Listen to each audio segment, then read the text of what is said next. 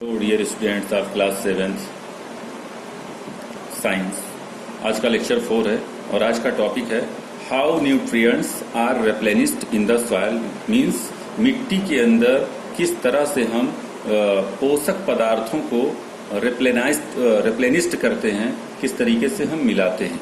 Okay, तो first of all हम समझते हैं कि किसी प्लांट को ग्रो होने के लिए, मींस ये सॉइल है। ओके, इस सॉइल में किसी प्लांट को ग्रो होने के लिए मिनरल्स की रिक्वायरमेंट होती है। और वो मिनरल्स क्या क्या हो सकते हैं? वो मिनरल्स हो सकते हैं नाइट्रोजन, वो मिनरल्स हो सकते हैं फास्फोरस, एंड वो मिनरल्स हो सकते हैं पोटेशियम, यानी कि हम शॉर्ट फॉर्म में क्या कहते हैं? एनपीके। ओके, ये ऑलरेडी सॉइल के अंदर प्रेजेंट होते हैं। ओके, ये सॉइल हो गया, इस सॉइल के अंदर ये क्या है? प्रेजेंट है। लेकिन टाइम टू टाइम और क्रॉप जो होता है वो इस मिनरल्स को एब्जॉर्ब करता है अपने ग्रोथ और डेवलपमेंट में। ओके, तो धीरे धीरे इस सॉइल के अंदर नाइट्रोजन, फास्फोरस और पोटेशियम की कमी आ जाती है, डिफिशियंसी आ जाती है। ओके, इस डिफिशियंसी को पूरा करने के लिए, फुलफिल करने के लिए हम बाहर से नाइट्रोजन, फास्फोरस और पोटेशियम को सॉइल में क्या करते हैं? मिक्स्ड करते हैं। तो जब हम बाहर से नाइट्रोजन, फास्फोरस और पोटेशियम की अमाउंट को फुलफिल करते हैं तो उसी को हम क्या कहते हैं? Nutrients are replenished in the soil. Okay, urea भी होता है इसमें, ठीक है।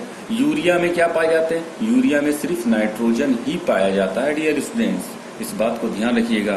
तो मिनरल न्यूट्रिएंट्स एक ऐसे न्यूट्रिएंट्स होते हैं जो कि सॉइल में पहले से ही प्रेजेंट होते हैं और ये किसी प्लांट को ग्रो करने के लिए बहुत इंपॉर्टेंट रोल प्ले करते हैं।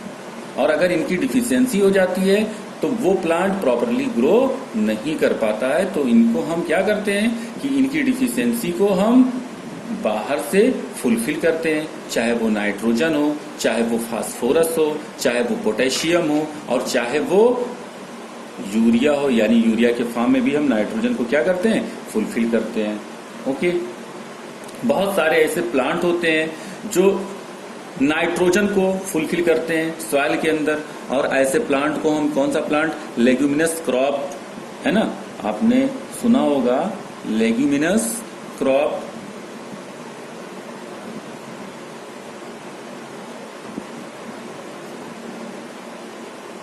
ये लेग्यूमिनस क्रॉप के हेल्प से भी हम जो है वो सॉइल के अंदर नाइट्रोजन को क्या करते हैं? फुलफिल करते हैं। ओके, जैसे चना है, मूंग है। ओके, तो इसमें होता क्या है कि मान लीजिए कोई लेग्यूमिनस क्रॉप है या लेग्यूमिनस प्लांट है, तो इस लेग्यूमिनस प्लांट के रूट में, ये रूट हो गया, ये क्या हो गया डियर स्टूडेंट्स? रूट हो गया। इस रूट में नोड होते हैं। क्या होते हैं? नोड होते हैं। ओके, ये नोड हो गया। इस नोड के अंदर एक बैक्टीरिया पाया जाता है, उस बैक्टीरिया का नाम होता है राइजोबियम। क्या नाम होता है? राइजोबियम। ओके, अब ये बैक्टीरिया क्या करेगा? राइजोबियम जो एटमॉस्फेयर में नाइट्रोजन है, एटमॉस्फेयर में जो नाइट्रोजन गैस है, ओके, उसको नाइट्रोजन कंपाउंड में चेंज करेगा। उसको किस में चेंज करेगा? नाइट्रोजन कंपाउंड में चेंज करेगा। ओके, तो नाइट्रोजन कंपाउंड में इसको चेंज करेगा, नाइट्रोजन कंपाउंड में चेंज करेगा। अब ये नाइट्रोजन कंपाउंड जब आएगा सॉइल के अंदर, तो इस सॉइल से नाइट्रोजन, राइजोबियम ही नाइट्रोजन कंपाउंड में चेंज कर रहा है। ओके, अब ये नाइट्रोजन कंपाउंड जो है इस लेग्यूमिनस प्लांट के लिए किसका काम करेगा? मैन्यूर का काम करेगा, खाद का काम करेगा। ओके डियर स्टूडेंट्स, जो फार्मर होंगे इस क्रॉप प्लांट को ऊपर से क्या करेंगे? हार्वेस्ट कर लेंगे, काट लेंगे इसको, ठीक है। लेकिन इसके रूट और इसके नोड जो है वो सॉइल के अंदर पड़े रहेंगे, ठीक है। और जब कोई दूसरा प्लांट ऐसे सॉइल के अंदर ग्रो कराएंगे तो पहले से ही राइजोबियम जो है वो राइजोबियम बैक्टीरिया जो है वो ढेर सारा नाइट्रोजन कंपाउंड बना के रखेगा, जो कि एक मैन्यूर का काम करेगा, जिससे उस क्रॉप की जो प्रोडक्शन होगी वो क्या होगी, बहुत ज्यादा होगी। Okay dear students, oh dear students, now next topic है सेल। ओके, कौन सा टॉपिक है, सेल है। आइए हम सेल के बारे में स्टडी करते हैं। तो जितने भी लिविंग्स हैं, ओके, जितने भी लिविंग्स हैं उन सब के बॉडी की जो यूनिट होती है वो क्या होती है डियर स्टूडेंट्स, सेल होती है। तो यहां हमने मेंशन किया है सेल। ओके, तो वर्ल्ड में वायरस को, एक्सेप्ट वायरस, वायरस को छोड़कर, ओके, वायरस को छोड़कर जितने भी एनिमल्स और प्लांट्स हैं, ओके, इन सब के बॉडी की जो यूनिट होती है क्या होती है, यूनिट, ओके, उसे हम क्या कहते हैं, सेल कहते हैं। ओके डियर स्टूडेंट्स, तो इस बात को ध्यान रखिएगा। अब जो सेल होते हैं ये 2 टाइप्स के होते हैं।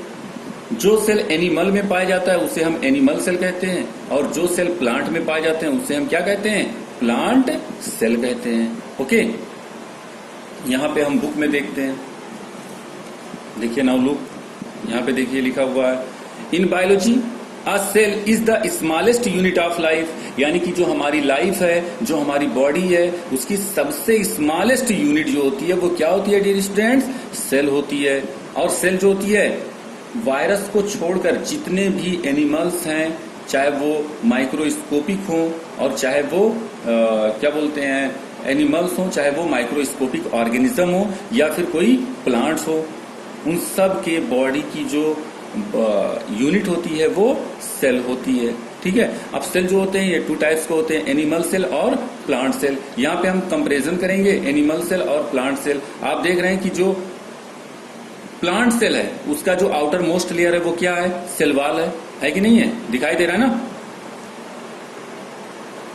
आफ्टर दैट सेल वॉल के जस्ट नीचे यानी बिलो सेल वॉल क्या पाया जा रहा है, सेल मेम्ब्रेन पाया जा रहा है, ध्यान से सुनिएगा। और अंदर की तरफ लिक्विड पाया जा रहा है जिसको हम क्या कहते हैं, साइटोप्लाज्म कहते हैं। न्यूक्लियस है जो कि आपको ब्लैक दिखाई दे रहा होगा, क्लोरोप्लास्ट है जो कि आपको ग्रीन दिखाई दे रहा होगा। ओके, और इसी क्लोरोप्लास्ट के हेल्प से कोई भी प्लांट जो होता है या प्लांट की जो सेल होती है वो अपने फूड को क्या करती है, फोटोसिंथेसिस के हेल्प से बनाती है डियर स्टूडेंट्स। और ये क्या है, क्लोरोप्लास्ट के जस्ट नीचे माइटोकॉन्ड्रिया है। ये माइटोकॉन्ड्रिया जो होती है वो एनर्जी प्रोवाइड करती है। और ये क्या है, एक बड़ा सा वैक्यूल है। ये बड़ा सा वैक्यूल जो होता है वो प्लांट सेल को टर्जिड स्टेज में बनाए रखता है। टर्जिड मतलब फूले हुए स्टेज में बनाए रखता है। ओके, अगर हम बात करते हैं एनिमल सेल की, तो एनिमल सेल में देखिए सेल वॉल है ही नहीं। ओके, डायरेक्ट क्या है, सेल मेम्ब्रेन। मीन्स हम कह सकते हैं the outer most layer of animal cell is क्या है, सेल मेम्ब्रेन है। उसके बाद में साइटोप्लाज्म है, न्यूक्लियस है, माइटोकॉन्ड्रिया है और एक छोटा सा वैक्यूल, स्मॉल वैक्यूल। अब देखिए डिफरेंस क्या है, प्लांट सेल में लार्ज वैक्यूल होता है लेकिन एनिमल सेल में स्मॉल वैक्यूल होता है। ओके, उसके बाद में प्लांट सेल में क्लोरोप्लास्ट पाया जाता है लेकिन एनिमल सेल में क्लोरोप्लास्ट नहीं पाया जाता है। ओके डियर स्टूडेंट्स, उसके बाद में outer most layer of plant cell क्या होता है, सेल वॉल होता है, लेकिन यहाँ पे एनिमल सेल में outer most layer of animal cell क्या है, सेल मेम्ब्रेन है डियर स्टूडेंट्स। ओके, यहाँ देखिए लिखा हुआ है these are cell wall, chloroplast and large vacuole, यानी कि जो प्लांट सेल होता है उनमें जो क्लोरोप्लास्ट होते हैं और लार्ज वैक्यूल वो पाए जाते हैं। ओके डियर स्टूडेंट्स, तो इसी के साथ जो होता है वो ये chapter 1st class 7 science complete होता है। और नेक्स्ट टाइम जो है वो हम क्वेश्चन आंसर पे डिस्कस करेंगे। तब तक के लिए God bless you, thank you.